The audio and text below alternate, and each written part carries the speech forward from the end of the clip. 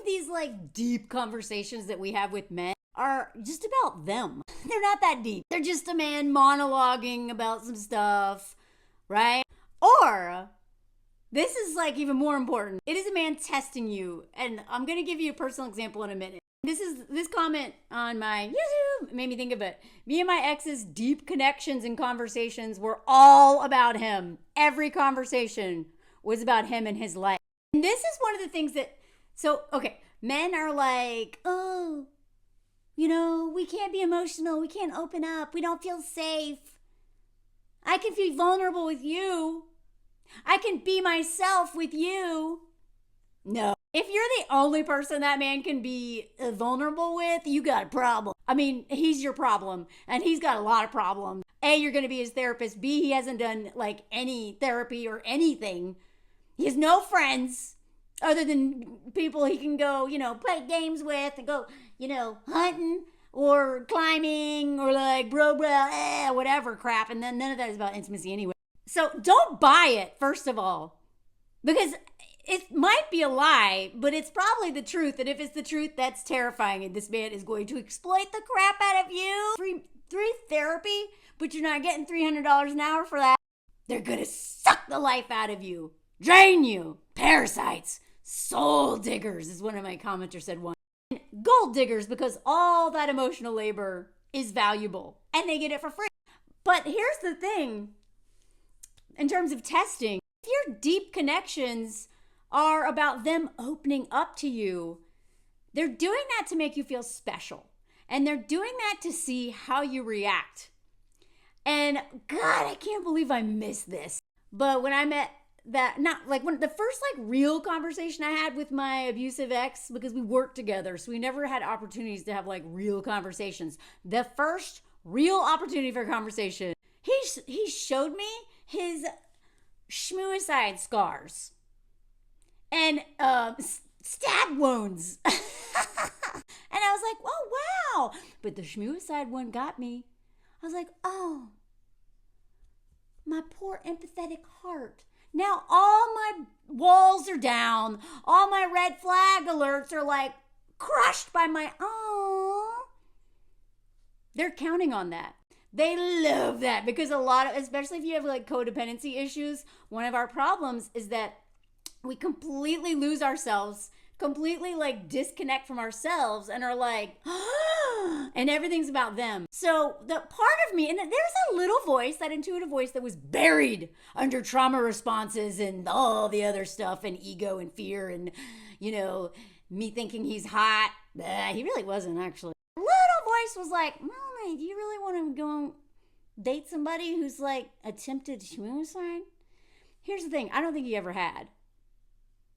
Because he would use that attempt, and literally to keep me hostage. He threatened to jump off the bridge in town the day I kicked him out of my house. He wasn't even at the bridge. Y'all. He faked getting shot in the stomach. Oh my God, I should bring up those texts. They're hilarious. He faked every illness. He faked back problems. And then he literally faked his own death. Not just with me, but the woman he cheated on me with. Her and I became buddies, actually. Boy, did we learn a lot from each other.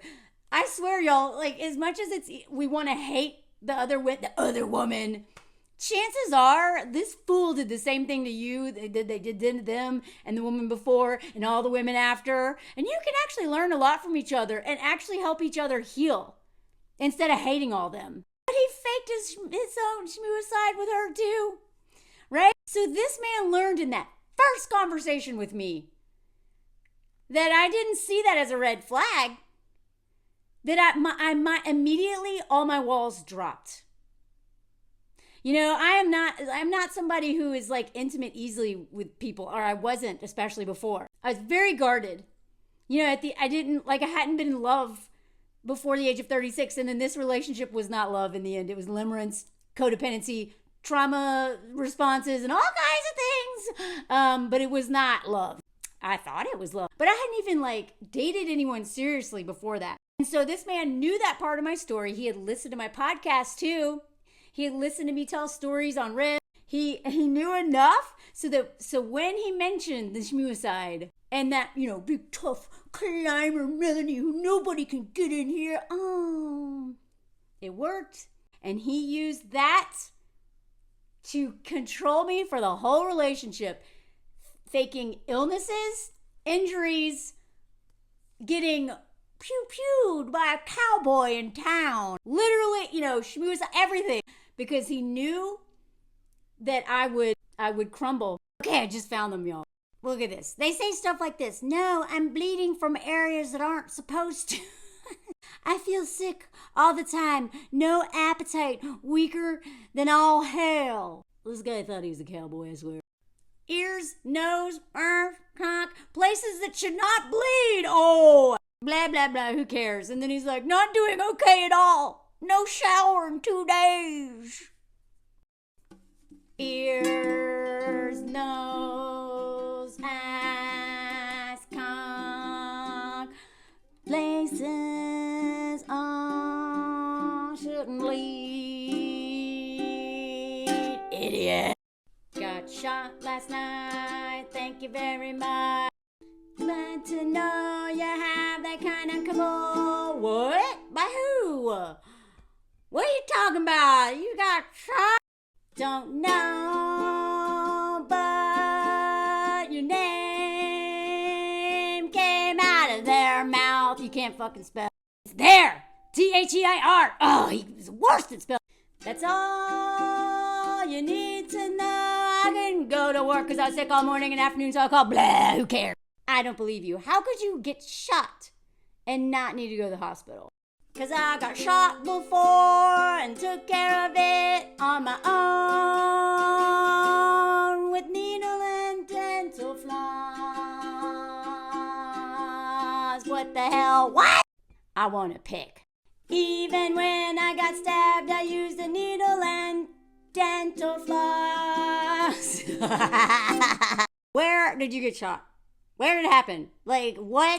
It happened downtown near the end, and all the dudes said,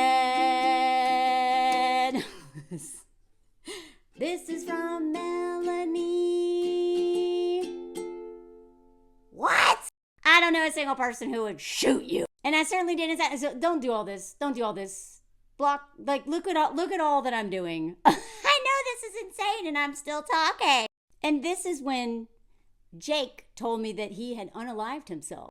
That insane text exchange gets its own song. So if you're dating a man and you feel like you have a lot of deep conversations with him, start to pay attention. How much of those are about you? And how much of them are about him talking about himself and his trauma to see how you respond? Do not tell these men too much. Do not tell them your traumas. Do not give them things to manipulate you with later on, because even though I didn't tell this man that stuff, I'm a storyteller and it was on podcasts and he literally listened to all of it and then used all of that against me later on. Oh, I know when you hook up with men on family vacation. I do. I was always hooking up with hot dudes on vacation. But they will take notes. They're like little detectives, right? They're little court reporters. Okay. And then they're going to use that against you. So please examine these deep connections, because I'm replying to the video about this dude's wedding, where his deep connect with her was him just talking about himself and them being on mushrooms, and they are just like, they go deep and they just love each other so much and know each other. And this is literally the craziest wedding story I've ever read. Especially one where they're like, I'm proud of this. Let's put it in the New York Times. I don't know who his publicist is, but I hope she's okay, because you're not very great at your job if you okayed this, if you had something to do with this. Anyway, do not trust men being vulnerable with you. I'm not saying that it's necessarily a red flag, but do not assume it's a green one. Do not trust any of these men until they have proven over a long period of time with consistent evidence, and they can still do the switch up, that they're not full of shit. Be wary of the ones who eat this real good.